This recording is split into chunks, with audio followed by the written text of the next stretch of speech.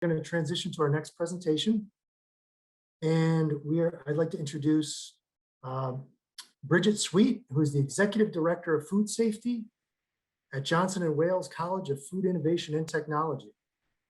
She is going to be talking about the future of culinary education and the curriculum to pivot and reflect the evolution of our industry. Welcome, Bridget. Hey, can you hear me? Yes, thank you. Perfect, thank you. I don't know why my camera's not working. It worked earlier, but that's fine. You don't need to see me anyway. Thanks for having me. Thanks, Steve. Nice to see you, and thanks, Liz. So really just kind of touching on how we pivoted in the past year, 18 months, aside from COVID, and really kind of make sure that we're educating our students as the industry evolves as well. I don't know if I have control. No. So can I go to the next slide, please? Thank you. Oh, I am controlling now. Thank you. Nope. You know what, Amy, it's not letting me. Can you come back in? I'm sorry. We did practice this, everyone, and it did work when I was practicing. So I do apologize for that. So really, basically, what we want to really highlight is we've really evolved the way we're delivering our curriculum to really meet the needs of the industry. And it's really important for us as well to make sure that we are meeting the needs of the industry, but also creating professionals that are well-versed in food safety. Historically, my background was as an inspector, and I did not have the best relationships with some of our chefs because of our differing opinions. And I've definitely grown and really expanded my horizons to understand a lot of why chefs do what they do based on my role here at JWU. But I also want to make sure that our students, as they enter the workforce, understand what that responsibility means and really help them understand what that likelihood to serve safe and healthy food. So really with our new program development, we've highlighting that food innovation and technology and really encouraging our students to step outside of the kitchen. And there are so many other opportunities for them to work within the food system or in the food industry that are well beyond their traditional baking and pastry and or culinary outlets. So historically, we've obviously, I'm hopeful that all of you have worked with a chef from JVU at some point, but we're sort of beyond that now. In Rhode Island, we actually have some graduates that are working for the Rhode Island Department of Health doing food inspections and nutrition analysis. We see our graduates moving into policy making, and there's just a lot more opportunity for our graduates within this realm of food beyond just that historic cooking and preparation processes. Amy, next slide, please. So really what we're driving for is success for our students. We want to make sure that our students understand, again, food, the food system as a whole, but also some of those soft skills. And that's some of the feedback we're getting from our industry partners is that oftentimes our students are very well versed and can prepare food and understand those aspects, but sometimes historically they weren't great leaders. So making sure that our students are becoming leaders and really understanding how to think critically and really lead by example. We really want them to change the world through food, or at least their world through food. So we want them to understand how to lead, really focusing on the active managerial controls aspect in a lot of our laboratories and helping them understand the risk to that food preparation in all aspects of food. Next slide, please. So these are just some traditional programs that we have right now under Seafit. So there's a variety of programs that our students can study as they enter and matriculate through Johnson & Wales University. Some of our newer programs are related to sustainable food systems, which is really exciting because it looks at the entire food system and not, again, just that sort of culinary sort of background, if you will.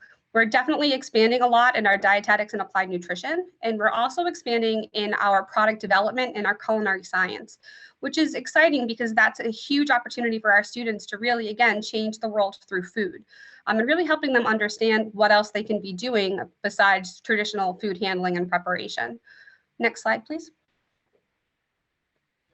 So in our programs currently, we have a variety of methods for our undergrad programs where we have laboratory courses. And I think it's important to remind everyone, Johnson & Wales is really a different beast than some other schools that you may have come across. And our laboratory component is actually a 6-hour window. So our students are in the laboratory for 6 hours, understanding and utilizing various aspects of food preparation and production. So they're literally on their feet from 7 a.m. to 1 p.m. And that can be a challenge, especially for our first year freshmen. Actually, this year in particular, coming off of some of these COVID restrictions, it's definitely been a little bit of a culture shock for some of our students, but they're we're in week 3 and we're full steam ahead now at this point. Our laboratory courses are historically 15 days in length. They can run every day or in an every other day format. And really what we're doing here is encouraging the students to work through their projects and their food preparation in that safe food handling as they matriculate through that classroom. On top of their culinary laboratories, which is usually their favorite part, to be honest, they come here to cook. We do offer a variety of academic courses, and those are 28 class meetings, historically either Monday or Wednesday or Tuesday and Thursday, and they're about 75 minutes long. So what we're doing here is our students will be in the lab for several days and then in an academic classroom several days a week to meet that 15 credit minimum that our students carry. Academically, we've expanded our offerings as well. We've actually created an advanced food safety class that our juniors take, and it really helps them understand some of the concepts that they've learned in their introductory class to food safety. And we're also really putting the onus on them to be responsible operators. So they're taking some facilities designs classes as well. So really trying to make sure that we're creating well-rounded professionals as they enter that workforce. Next slide, please. Thank you. So it's funny learning the culture here. So our students, as they enter our laboratories, face a very restrictive or very prescriptive uniform standard.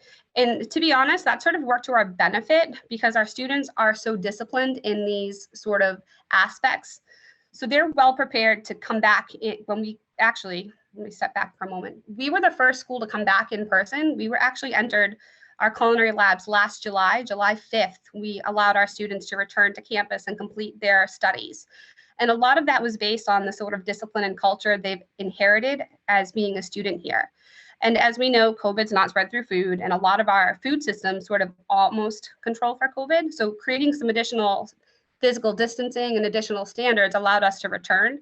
And our students were amazing with some of these standards. They did a really great job. And again, what they're doing here is understanding the professionalism standard as well as the food safety standard.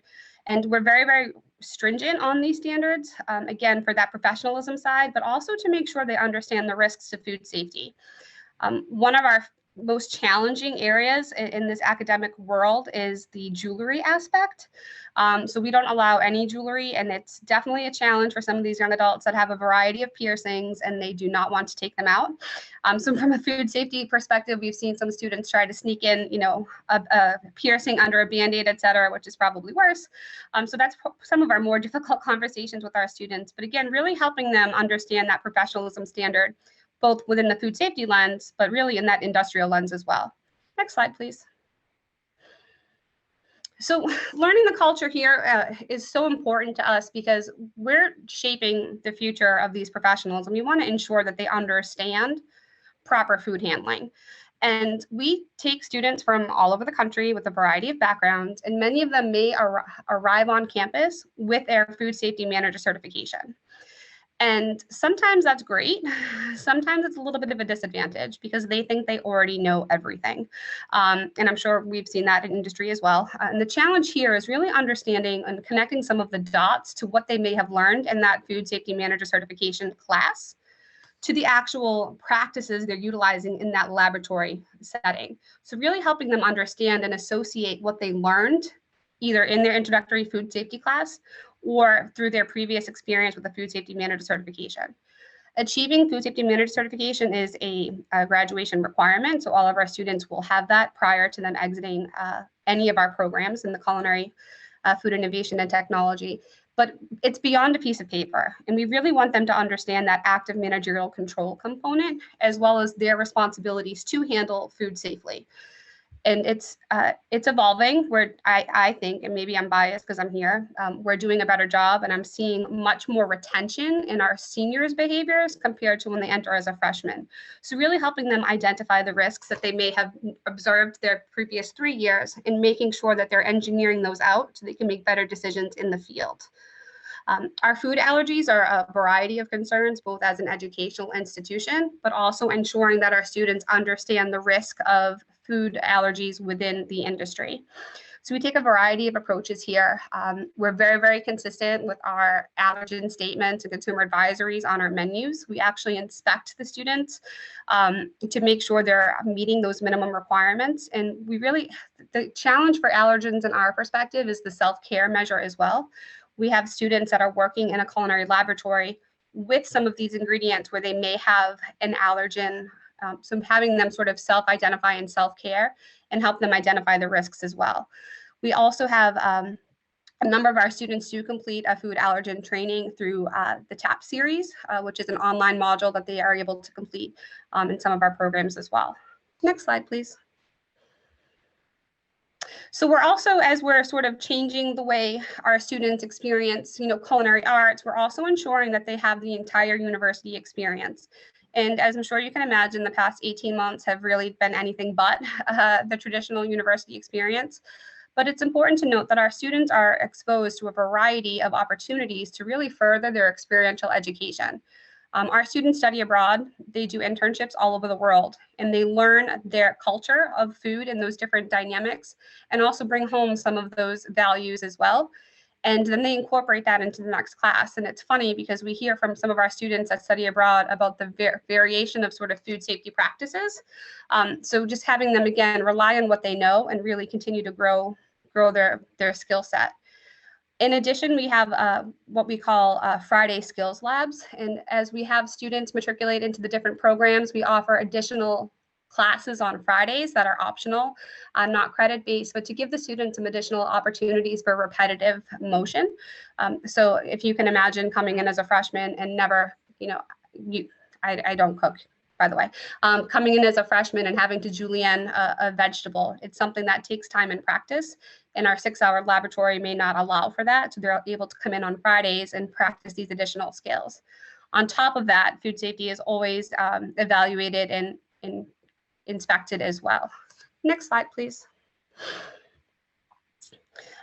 So within our new sort of umbrella of food innovation and technology is really the meat of some of our new dynamic partnerships.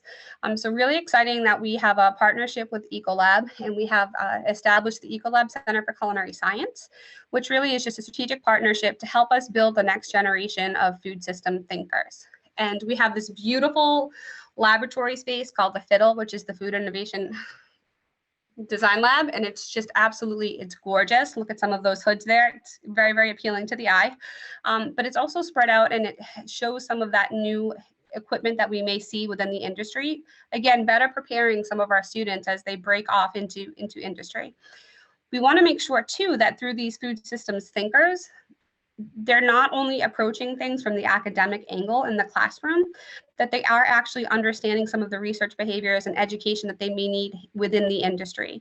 So really partnering with some other local partners to help push research and help drive some of these conversations forward within our institution. Through the Center for Culinary Science, we've actually expanded some of our programs, and we've developed and successfully launched a Master's of Food Safety, a Master of Science in Food Safety, which is fully online.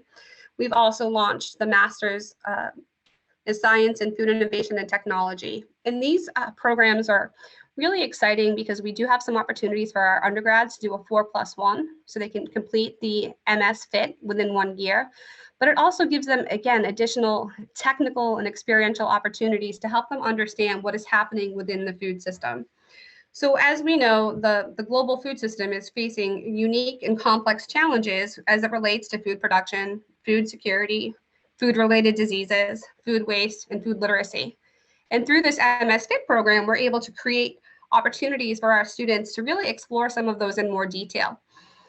We're also looking at this codependent system of the economic value, political value, social, healthcare, and biological values that may interact within this codependent system, and helping our students understand the bigger picture. And that's really what we want. We want our students to be obviously very, very food safe and awesome chefs, but also be able to look outside their box and really help drive improvements across the entire food system, not just in their kitchen. We also have great opportunities within our Bachelor's of Science, our Sustainable Food System program, which is also new. And again, really helping our students identify where they want to make their mark within the food system. As Liz sort of mentioned earlier, we have seen a variety of changes in that public health lens in the past 25 years. As Liz said, we didn't used to always wear seatbelts, or we didn't used to always wear helmets. Well, we didn't used to always recycle, and we didn't used to always care about food waste. And that's something that is very, very near and dear to a lot of our students' hearts, is that food waste component. So working with our students to understand the food safety aspects and how we can divert and donate food safely and effectively, which is a pretty exciting component in both our undergrad programs as well as our master's programs. And we're actually working with some students now to identify potential donor situations where they kind of give a seal of approval, and really making sure that the food safety systems are still working within those donation agencies.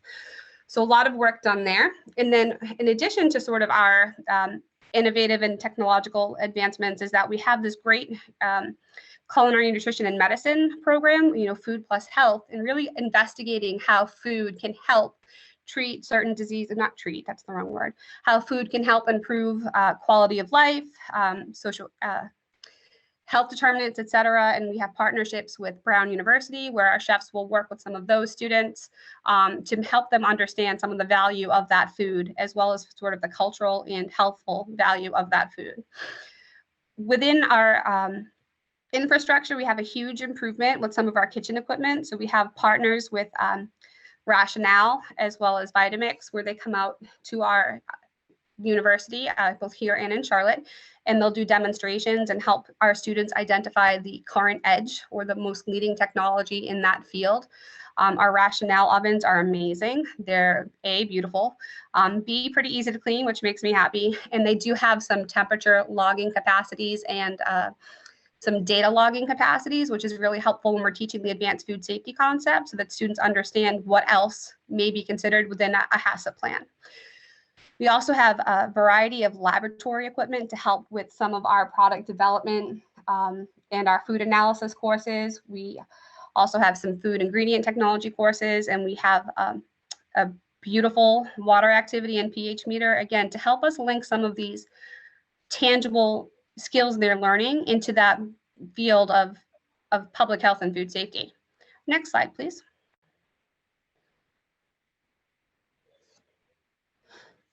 So again, back to sort of the Center for Culinary Science, as we kind of broaden this partnership, it's fairly new, but we are working to streamline and really create, our goal is to create a process authority.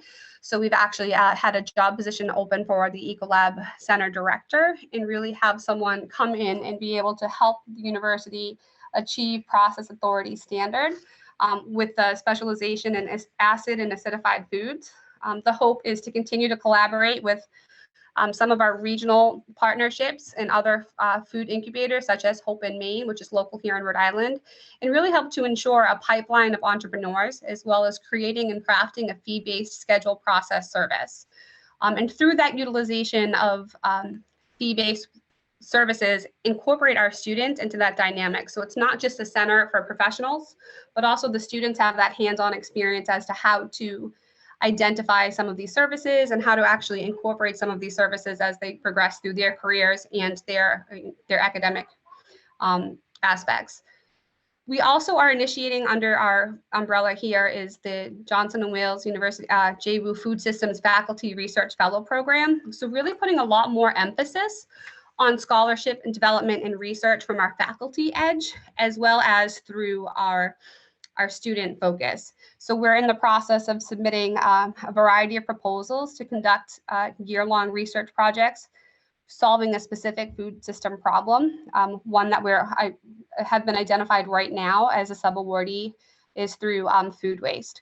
Also trying to continue to build multidisciplinary undergraduate and graduate student research teams. So as this is our first year of having some of these MS programs related to food, making sure that we involve our undergraduate and graduate students into some of these research areas and help enable them to understand some of the whys. Continuing to improve our curriculum development. As we know, the industry is changing rapidly, so making sure that our teaching style is still reflective as to the needs in industry. Throughout this center and throughout our Seafit umbrella, we are actively engaged with industry partnerships of a variety of lenses. We speak to Ecolab, Disney, Compass. We have a variety of stakeholders that feed us feedback rather as to what they're still looking for in the industry and opportunities for us to kind of tighten up our curriculum. We have a Future Food All-Stars Challenge happening here on campus where the students have submitted proposals over the summer, and they'll actually be working with a celebrity chef over the course of the year to help drive some of their ideas as they move forward through their careers here. And then we have this huge process now of DEEs, which are directed experiential education experiences, and they're a little bit more personal than a historic culinary class, if you will. They're experiences that are directly related to a problem. So it's based on problem-based learning. And the students have the opportunity to work with a faculty member to really solve some of the problems that are faced within the food industry. We see a lot of DE specifically in manufacturing and product development spaces, but there's a lot of opportunity for us there. And it's really exciting to see the students go out in small groups of 2 or 3 and come back with their successful stories. We have a great internship program. Our students work all over the world, but in all different aspects of food systems. So they can intern anywhere from a farm into product development at Disney. They have a lot of opportunities and they create some really unique experiences. And the benefit to them working all over the world really, and then coming back to the classroom, is they share their experiences with their peers. And through that discussion, additional dialogue is created as to what else is happening within that food system. And we're always looking for opportunities to encourage the students to work with each other, as well as understand some of those food safety risks as they rise. Some of the more, I'm a food safety loser, so I guess maybe that's why I'm more excited. We've had some huge upgrades in some of our software. We actually just got approval, and I'm really excited because last year we piloted a particular software for an inspection-based program, and it's actually an FDA inspection form that our students now are utilizing, and they're being graded upon that as well. So for an additional context, part of our programming now is we have classes that run as mini restaurants. So we have a class called Contemporary Casual, where they sort of create a model menu, and over the course of their 15-day lab experience, groups of 4 are creating their own concept. It can be anything as long as it's sort of quick service casual type food items. So we see historically like barbecue, some breakfast joints, but they really have the autonomy to create whatever they want as long as it's within their budget of that classroom, and as long as they are abiding by safe food procurement and food safety guidelines. And within these classes, there can be a lot of hectic sort of preparation processes. As the students are learning, they're panicking, they have to serve 40 to 50 people based on these small concepts, and it can be a huge stressor point. And what we were finding accidentally is that through that sort of exciting experience for them, they were forgetting their priorities, if you will. They were so excited about that production piece that their food safety know-how accidentally sort of slipped, and they just weren't focusing on it as well as they could have. So we incorporated an inspection process. Now we have this wonderful software that puts the pictures directly into the report. So the students can now use that as a corrective action plan moving forward. So through this inspection software, the students will utilize the feedback from the actual inspection.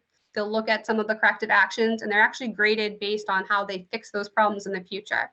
So really helping the students bridge the gaps of that active managerial control piece through this improvement in software upgrades. And we're rolling it out. We've only used it in 2 classes, but we just got approval to use it more. And I'm super excited because I think it's a huge value add from the instructor standpoint, but also from the student standpoint. And eventually, as we get more comfortable with some of the software and development, the goal is to have our students also be inspectors. And as we teach our students food safety, we know that not all of them want to become inspectors, but they should at least know how to inspect. They should at least know what to look for. And by using this really intuitive software with this pictures and the code references, it really takes the mystique and the mystery out. And it also creates a better opportunity for us in shared spaces. We can look at the picture and the timeline of that inspection and know that it was done and know what that corrective action piece was. And that's something that I think we miss in industry generally on the inspection side is sometimes we don't do a good enough job with that corrective action piece. So through the curriculum expansion and through the inspectional process and the log verification, we're really driving home some of those process improvements and those efficiencies for our students to push the active managerial control component, but also understand what the importance of corrective action is. So that's how we've sort of also evolved under our food innovation and technology umbrella. We've also increased and changed some of our thermometers that the students use as well as the staff, so they're a little bit faster. We also ensure that we train our students and our faculty and staff that infrared is not magic, and infrared is not the end-all be-all in the world of food safety. So they do use that as a screening tool, but they understand and know how to actually calibrate and assess their thermometers as they go. And we are in the process of evolving into the hydroponics world, which is pretty exciting as well. We have a beautiful new system that was created in partnership with our engineering program down city. And we have a nice little new system that spells out Seafit that's on display for our students. And we do a lot with that as well as we move forward through the curriculum. I think part of the challenge for us as educators in this very, very sort of niche bucket is that our students come from all different places and they come from all different experiences. So really trying to ensure that regardless, they understand the importance of food safety and professionalism and that they can carry that through with them into their future endeavors. We are fully addressing or attempting to fully address the challenges of food insecurity and food waste within our buildings, both here and down in Charlotte.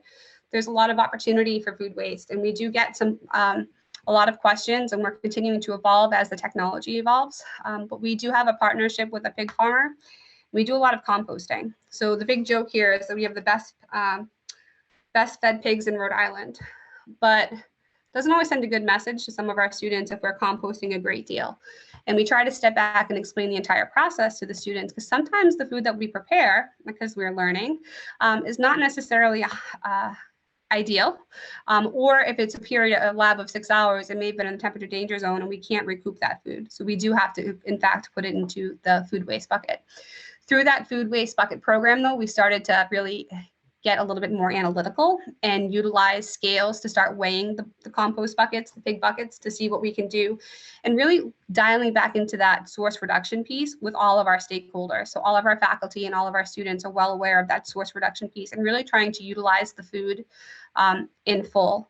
We have a variety of faculty who are very, very sustainably focused and have a very sustainable sort of mindset, and they will teach the students how to utilize the food to its full potential, which is exciting to see. And some of our freshman labs, when the students are still learning and they may not cut as efficiently, or they may create additional waste accidentally through improper knife cuts or just not really harvesting the whole piece of food, the faculty have created a system where they use a sheet tray, and all of the excess food will go on that sheet tray, and then they'll review at the end of the day, well, this was fine. Why were you discarding this? And really help the student identify what they could do differently to reduce their likelihood of unnecessary discarded food.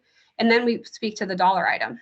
So we tie it into both the applicable knowledge base, but also the financial aspects of, well, when you cut this way, you're really throwing away X amount of dollars, and what's the benefit to you there? So really trying to craft a whole professional and not just someone who can cook. We really want to create these leaders in industry and not just someone who can cook or bake. So it's pretty dynamic. Luckily, we have a wonderful relationship with our health department here in Rhode Island, and they speak to the students.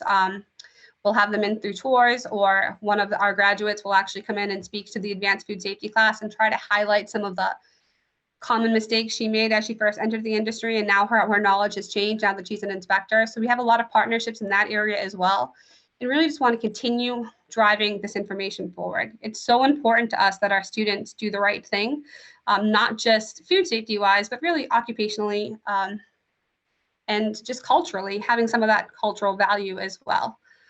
Next slide, please.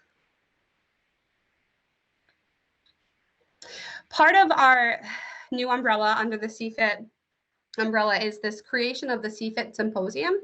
And we started this last year. It was a little bit of a challenge, obviously, because of COVID. well, it wasn't a challenge because of COVID. But we really, again, want to showcase within the industry what else we could be doing as industry leaders outside of the kitchen. So really driving some of these conversations forward from both an alumni perspective, a student perspective, and really just a professional perspective. So we had the honor of hosting the Seafit Symposium this past March. It was very well done. Half of it was, well, the majority of it was virtual, but Emerald Lagasse and Chef Sanchez came out and spoke to the students in small groups. And then they actually did a presentation or a meeting over in our Culinary Arts Museum and really spoke to some of the industry challenges related to COVID and beyond. We called that particular symposium Taking Stock, and really just worked with a variety of industry leaders as to what's plaguing the industry right now.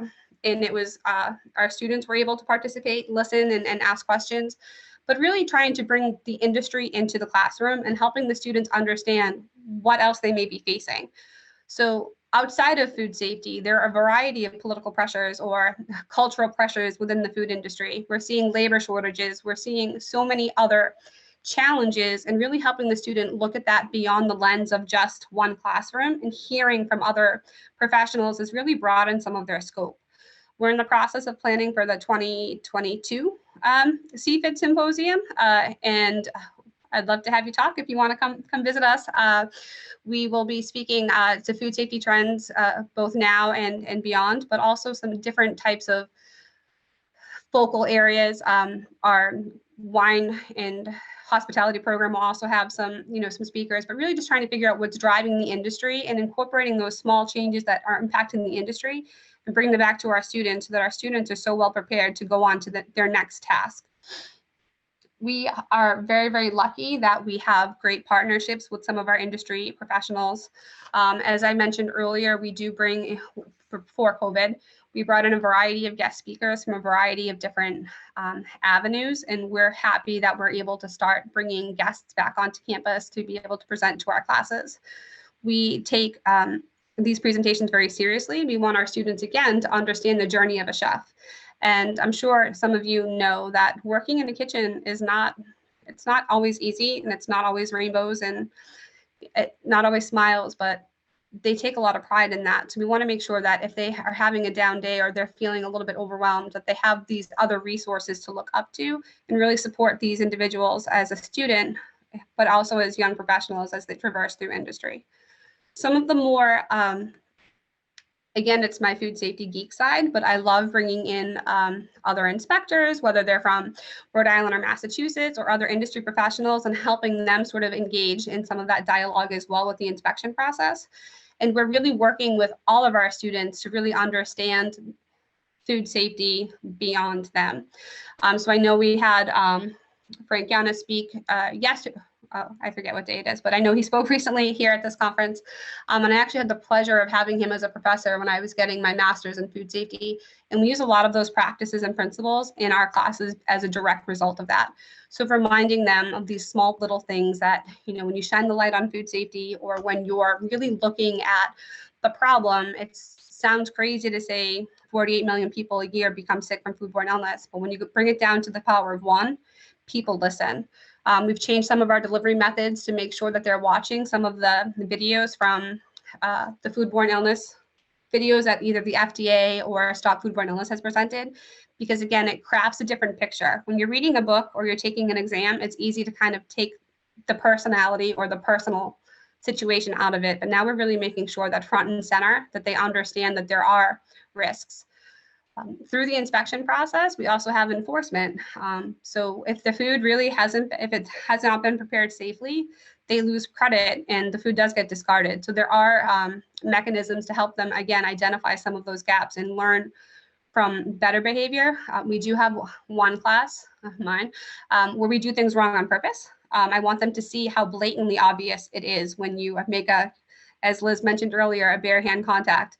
It's blatantly obvious when you're an inspector when someone reaches for something with their bare hand. When you're a culinary student and you're thinking of 100 things at once, it's not blatantly obvious. But if you have that student step back and be the inspector for the day, it's blatantly obvious to them again. So having them be peer models and sort of retrospectively inspect each other. A lot of our classrooms or our laboratories are open, so they have glass windows. So as you're walking down the hallway, you can pick out violations if you're looking carefully enough.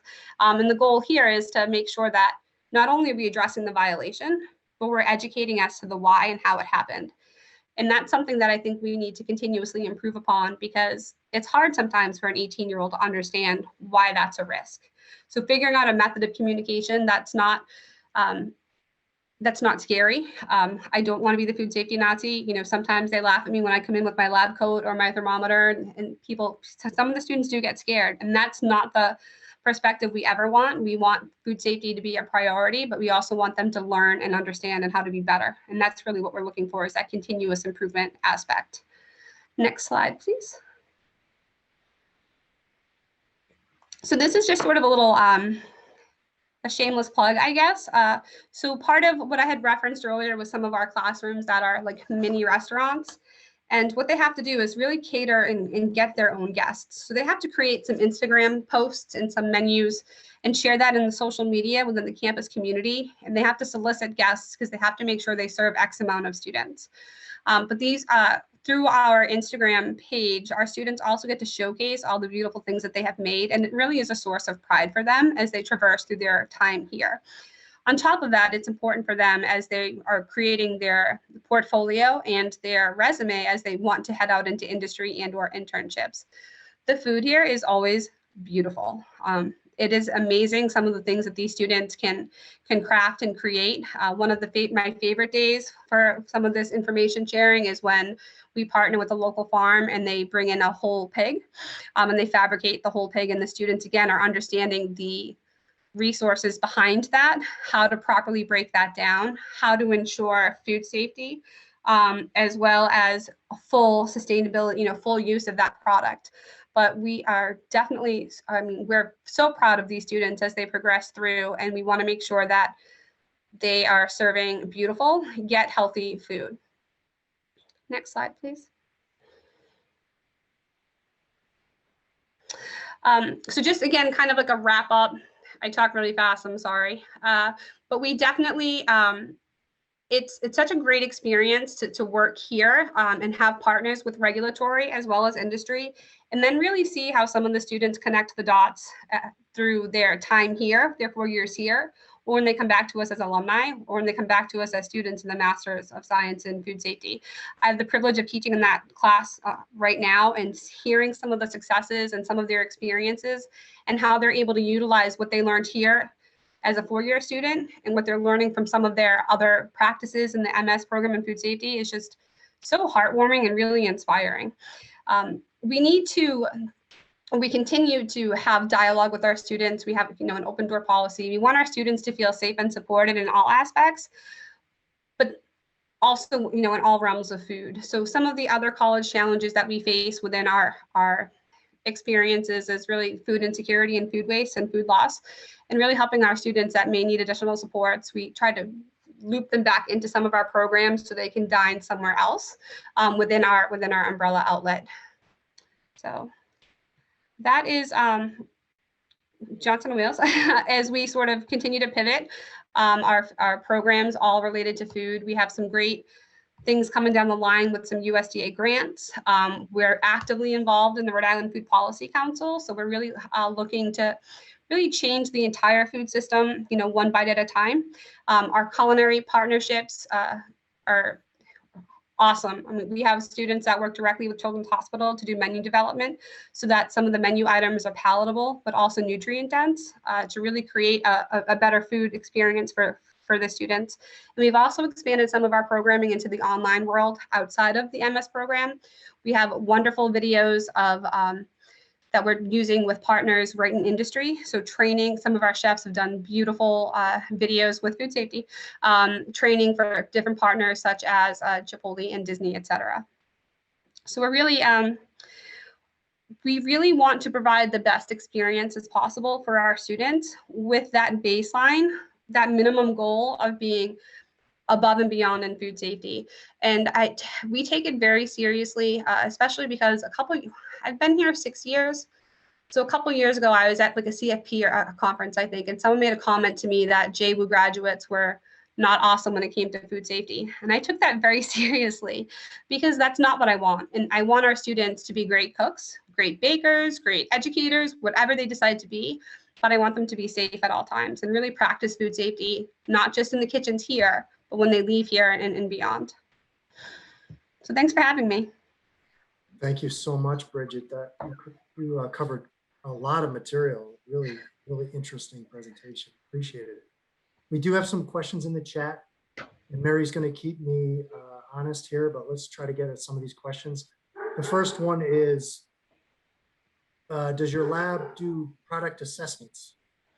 Not yet. We do them internally for our students. We have not we don't have a director yet, so we're not quite at that product assessment stage, but that is the goal.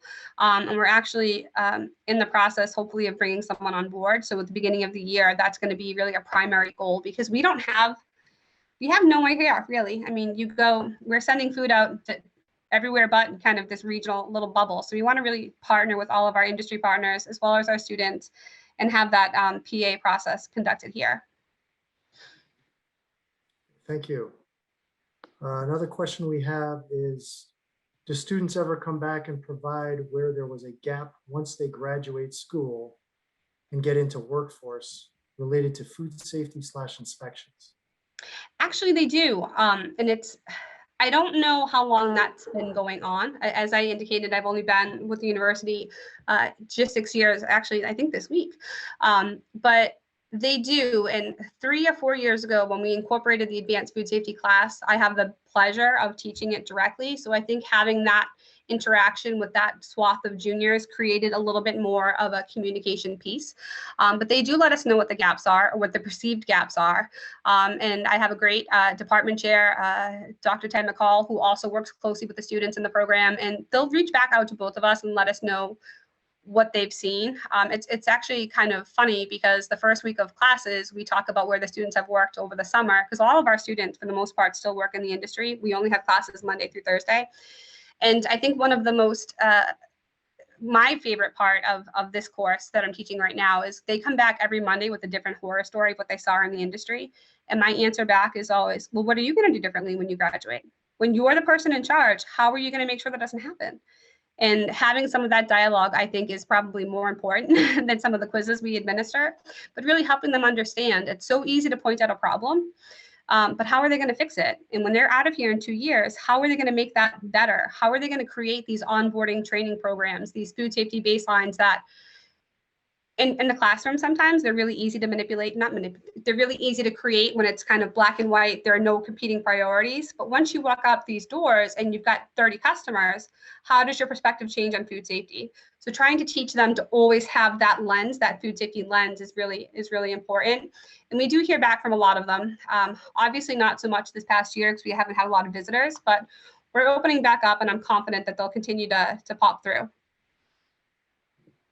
Thank you. Let's see.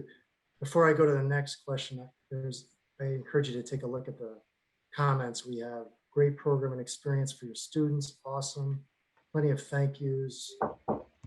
So you're getting a lot of kudos, which is really great. A question from Carrie Ann. What are some ways you have made your approach less scary while maintaining inspector presence? I have to say, I don't know that I ever, and I can probably defer to some of my Massachusetts people that may be here as a former inspector. Sorry, I just have to fix. I don't know that I was ever a super scary inspector to begin with, but I totally understand that perspective. So what I try to do is really engage in some questions that are with the students. Could you try again? Oh, sorry, my watch is talking. I try to just start off with questions. Oftentimes I'll ask why students are doing something, and it's not because I think they're wrong, but I want to hear their rationale and explanation. And that first, as they initiate the initial response, they're super nervous and they're afraid that I'm going to have a critique or a comment. But my comment back is always, no, I just want to understand why you're doing it so we can see if it's right and kind of work around it that way. By allowing some of the students to shadow with me during some of the inspections, it's been really powerful. I think it kind of taken down some of that perspective, but I always, for me, it's different now that I'm on this side of the world. Inspector wise, I couldn't be I mean, maybe I was always kind, but I wasn't as, encouraging maybe when I asked some of these questions. And I do think that my time in industry probably softened some of my inspector presence. So I was an inspector, it feels like forever, in Massachusetts. And then I was on the industry side with Whole Foods. And I think just understanding how different people react to the inspector has allowed me to sort of step back and look at the student experience. I do think that sometimes I have that inspector presence with faculty and chefs. I don't mean to, but I think sometimes it does come back. And really just trying to always relate it back to, this is a learning experience for you. You are here to learn. So if we're doing something wrong, we're going to fix it, and we're going to figure out what that may be. And maybe it's a gap in a previous classroom, or maybe it's just a slight learning curve. They need more repetition. So I think that's a really hard question to answer, and I try every day to help the students. And I think that with the goal of the students being out in the industry tomorrow, I have a little bit more patience than I probably did when I was a real inspector. And that's part of the challenge too here when I'm talking to, in certain inspections, we do a debrief after, I'll sit there and I'll kind of float through the lab and I'll look at some things. And then I'll do a debrief with the students to kind of talk about what I saw. But I also always talk about the good things too, because they need to be reminded that we do see the good. And just because we didn't write it down and we didn't mark it, it doesn't mean that it didn't happen and we don't appreciate it. One of my juniors this morning, as they were preparing for service, she didn't have time to get back to the logbook. So she just wrote on the aluminum foil the exact temperature and the time she took it prior to beginning the hot holding service, which I thought was great. She took the initiative. She knew she couldn't get back there in time before the students started rolling in. So making sure that we celebrate the small wins and not just the big ones. Good. Thank you so much, Bridget. We really appreciate you coming and speaking to us at this breakout. At this point, we're going to take a break soon.